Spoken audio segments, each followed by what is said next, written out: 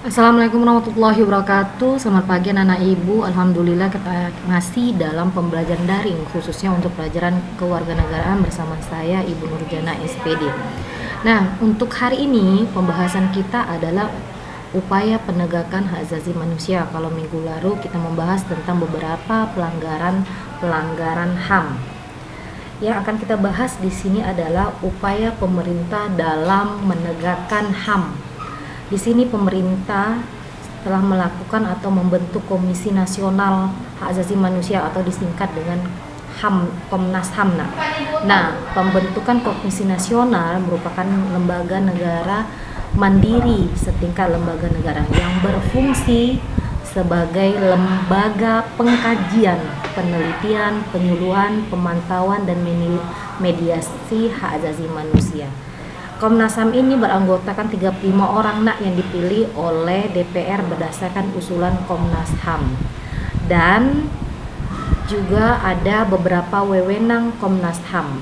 Wewenangnya ini adalah yang pertama, melakukan perdamaian kepada kedua belah pihak yang lagi bermasalah. Contoh, ketika ada masalah, Komnas HAM inilah melakukan perdamaian terlebih dahulu ke dalam kedua belah pihak. Yang kedua adalah menyelesaikan masalah secara konsultasi maupun negosiasi. Nah, yang ketiga, jika melalui konsultasi maupun negosiasi, maka diberikan saran kepada pihak yang bermasalah untuk menyelesaikannya melalui sengketa di pengadilan.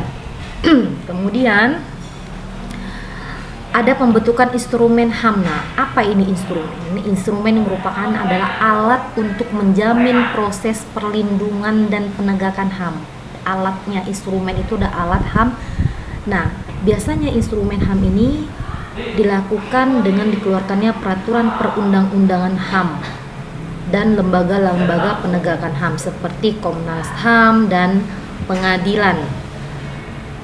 Nah, ada juga yang kedua itu ada upaya penegakan kasus pelanggaran HAM. Bagaimana upaya pencegahan pelanggaran HAM?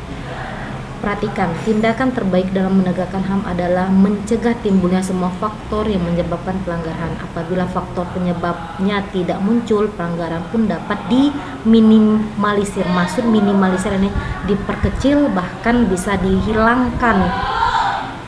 Nah, ada beberapa pencegahan yang dapat dilakukan untuk mengatasi pelanggaran HAM. Yang pertama adalah meningkatkan kerjasama yang harmonis.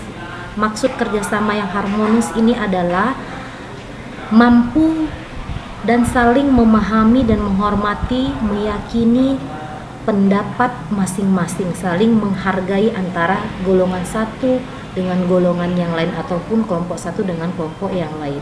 Yang kedua itu adalah menekan supremasi hukum dan demokrasi hukum. Harus ditegakkan yang namanya supremasi hukum, tegaknya hukum yang ada di Indonesia.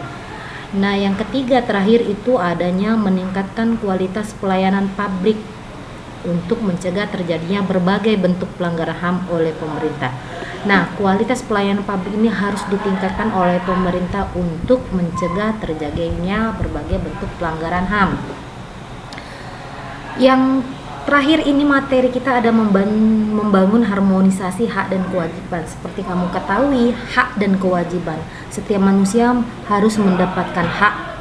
Nah, ketika hak manusia itu didapatkan, terlebih dahulu dia membayar, yaitu membayar atau memberikan kewajibannya. Contoh, ibu ambil di dalam lingkungan sekolah antara hak dan kewajiban.